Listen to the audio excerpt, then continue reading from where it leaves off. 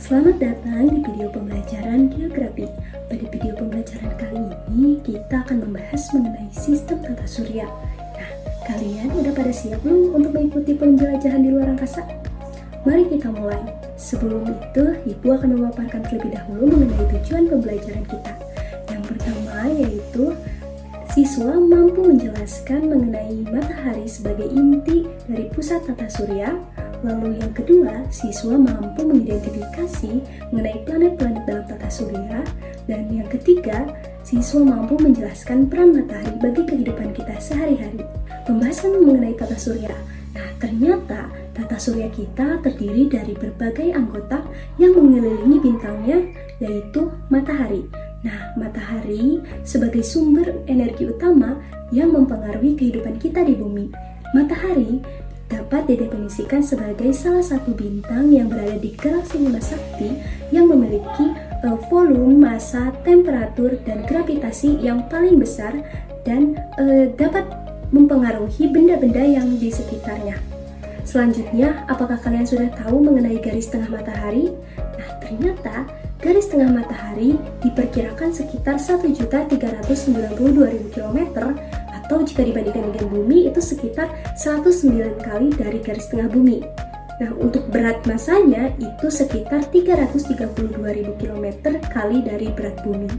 Nah, untuk temperaturnya itu temperatur atau suhunya di atas permukaan dan di inti matahari itu berbeda. Nah, di atas permukaan matahari, temperatur atau suhunya itu mencapai sekitar 5.000 derajat Celcius. Nah, kurang lebihnya. Nah, untuk di inti matahari itu mencapai kurang lebih 15 juta derajat Celcius.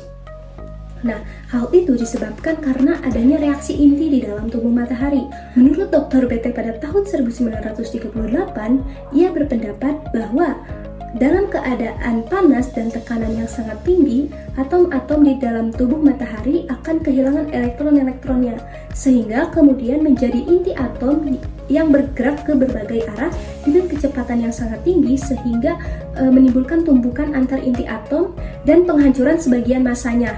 Nah, kemudian berubah menjadi energi panas dan cahaya yang bergerak ke berbagai arah.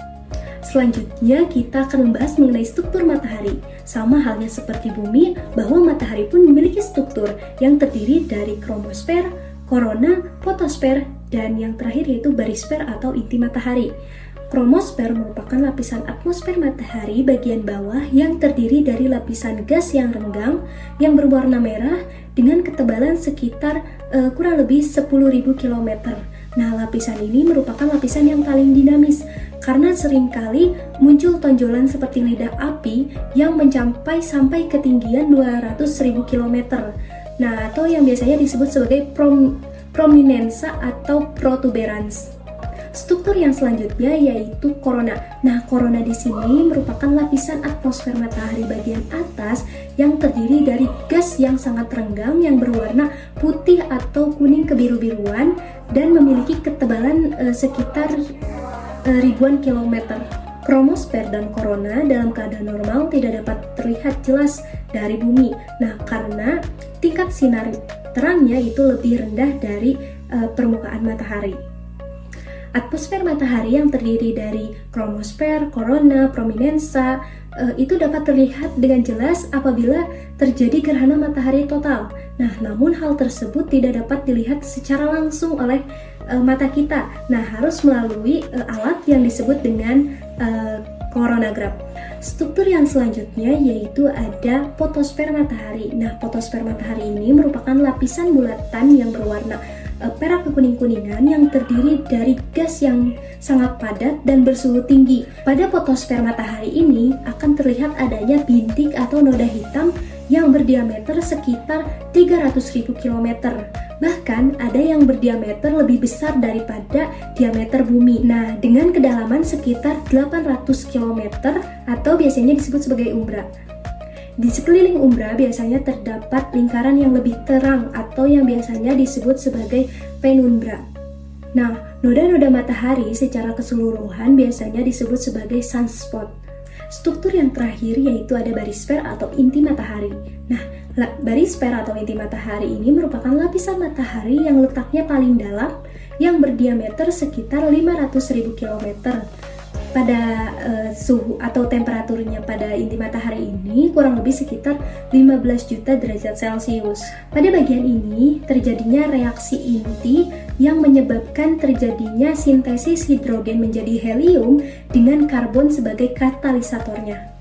Setelah kita mengetahui mengenai struktur matahari, selanjutnya kita akan beralih ke manfaat matahari bagi kehidupan. Nah, tentunya manfaat matahari ini sangatlah besar. Seperti yang kita tahu bahwa matahari ini merupakan benda angkasa yang memiliki cahayanya sendiri. Oleh karena itu, matahari memiliki peran yang sangat penting bagi benda di sekitarnya atau bagi planet-planet yang ada di sekitarnya, termasuk salah satunya yaitu adalah bumi. Karena manfaatnya yang sangat besar, terutama di bumi, sehingga dapat berlangsungnya kehidupan manusia, hewan, maupun tumbuhan. Nah, selain sebagai sumber panas dan cahaya, matahari juga memiliki fungsi sebagai pengatur iklim dan cuaca, sehingga menyebabkan terjadinya variasi di permukaan bumi. Setelah kita mempelajari mengenai manfaat matahari bagi kehidupan, selanjutnya kita akan mempelajari mengenai planet-planet yang ada dalam tata surya. Planet-planet dalam tata surya dapat didefinisikan sebagai benda angkasa yang tidak memiliki cahayanya sendiri, berbentuk bulatan dan mengelilingi matahari. Sebagian besar planet itu memiliki pengiring atau pengikut yang beredar mengelilingi planet yang disebut sebagai satelit. 8 planet tadi itu beredar mengelilingi matahari sesuai dengan garis edarnya masing-masing. Selanjutnya yaitu planet diklasifikasikan menjadi 2 bagian.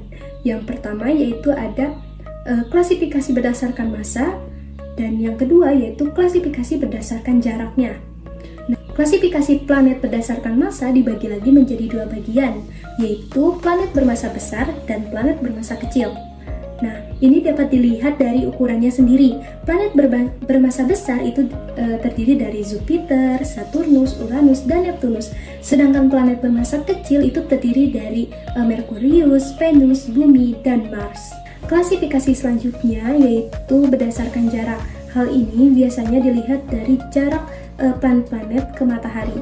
Nah, dibagi lagi menjadi 2 bagian, yaitu yang terdiri dari planet dalam dan planet luar. Nah, planet dalam atau inferior planet itu terdiri dari Merkurius, Venus, Bumi, dan Mars. Sedangkan eksterior atau planet dalam itu planet luar, itu terdiri dari Jupiter, Saturnus, Uranus, dan Neptunus.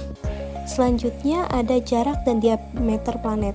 Nah, adik-adik bisa melihat ya dari tabel-tabel berikut tentang jarak, diameter, periode revolusi, periode rotasi, dan susunan atmosfer dari 8 planet tersebut. Video pembelajaran mengenai sistem tata surya dicukupkan sekian.